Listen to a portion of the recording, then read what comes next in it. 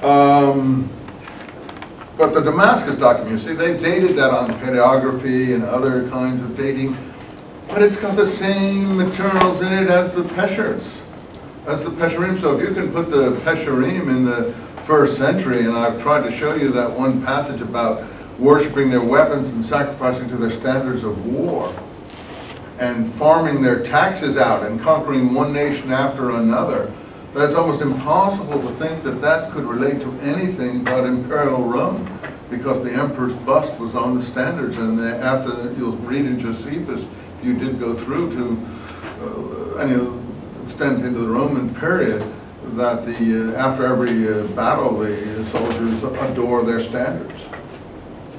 They worship their standards and weapons of war. And the description of the Kittim in the Habakkuk Pesher is so massive, they're so violent and so overwhelming that you just can't see it as the Hellenistic Greco-Seleucid period. It just begs understanding. So once you can pin that down internally, you can pin the other materials down. Now you don't have to agree with me. The consensus theory, as I told you, is everything is 2nd century. Everything is 2nd and 1st century. That's why we read the Maccabean text. So then you're the final judge and arbiter. Let's go in here, because here we have a very important text here, and I want to move along, if I can, in the Damascus document. Column 7. And column 7 is where we get the split between the... do you remember what I told you? What's the split here? Maybe you tell me. That there are 2 documents found where? In Cairo, Geniza, and the second document more or less overlaps the first, but it's only 2 columns long, the second document, so it's a different copy in effect, not the whole document. And it's not overlapping columns 11, 12, 13, 14, 15, 16, 17, 18, which is, if you look in the other translations, I didn't include them in this mine because they're not that interesting. It's just legal material. It's okay if you're interested in legal hair-splitting type of questions, but it's not going to tell you historically anything particularly significant, except it does repeat over and over again until the rising or the standing up singular of the Messiah of Aaron and Israel. That is until the either resurrection of, or the coming of, or the arising of. When this document wants to say coming, it says coming, as I showed you in this column manuscript B. I think it says until the coming. I have it in my translation. It's so important to get this precise. That's why I give you the Hebrew, because coming is ba. You know, it's to come, and arising is amod, stand up, and they're 2 different verbs. So it's very important to see which of those 2 verbs is being used, because it may mean something different. It could be coming, but standing up may mean something quite different, like the standing up of the bones in Ezekiel, the standing up from the dead. So you see, if you look at my translation, I can't vouch for Vermesh or the other ones where they have this material. It says, until the coming of the Messiah of Aaron and Israel. The rest shall be given over to the sword with the coming of the Messiah of Aaron and Israel. So who's this Messiah of Aaron and Israel, and how's he going to come? Well, he's going to lead an army, obviously, of some kind. He's not peaceful Messiah. And it would be absurd to call this anointed ones of Aaron and Israel. That would be totally not, because amod is not a plural verb.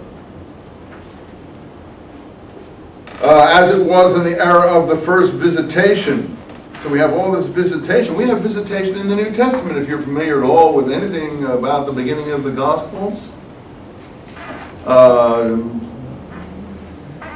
Jesus supposedly comes down to where John the Baptist is preaching, and he goes into a baptism situation in the 3 Orthodox Gospels, Mark, Matthew, and Luke. John differs. And then, to some extent, to some extent, the Holy Spirit visits him or whatever.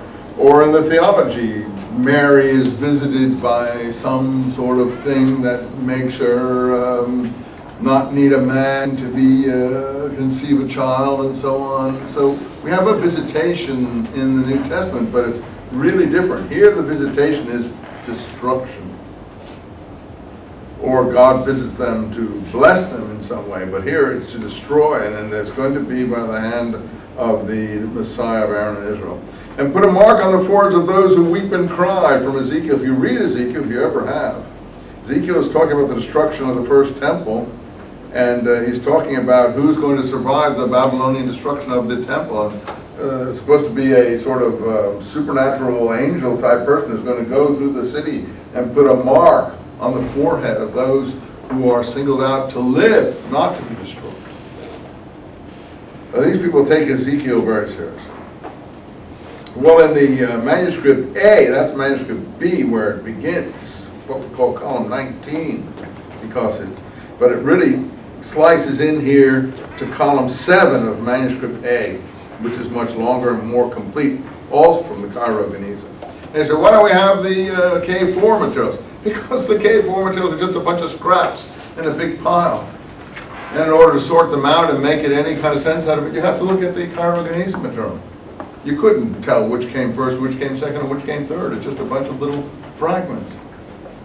So it's a pile of little fragments. All you can do is mock it up by looking at this and see if it's the same. And in fact, the material is pretty much parallel. But look at here. In column 7, manuscript A, there shall come upon your people and upon the house of your father, line 11, the days the like of which have never been since Ephraim departed from Judah. We did that last time. Ephraim departing from Judah, the north departing from the south, the divided monarchy. And it says the two houses of Israel separated. In line 13, Ephraim departed from Judah. Ephraim, if you don't know your Old Testament, of course you wouldn't know that. And Christians and Jews don't really know that because they don't read the prophets that closely. But Ephraim is the word for the north in the prophets. They don't call the north Israel as such very much. Because Ephraim is the principal descendant of Joseph, and Joseph is the principal power of the northern confederation. And Ephraim, therefore, is Joshua's tribe, and Joshua is the patronymic hero of the northern confederation. And he settles in the highlands of Ephraim, which is today Shechem, Nablus, Bethel,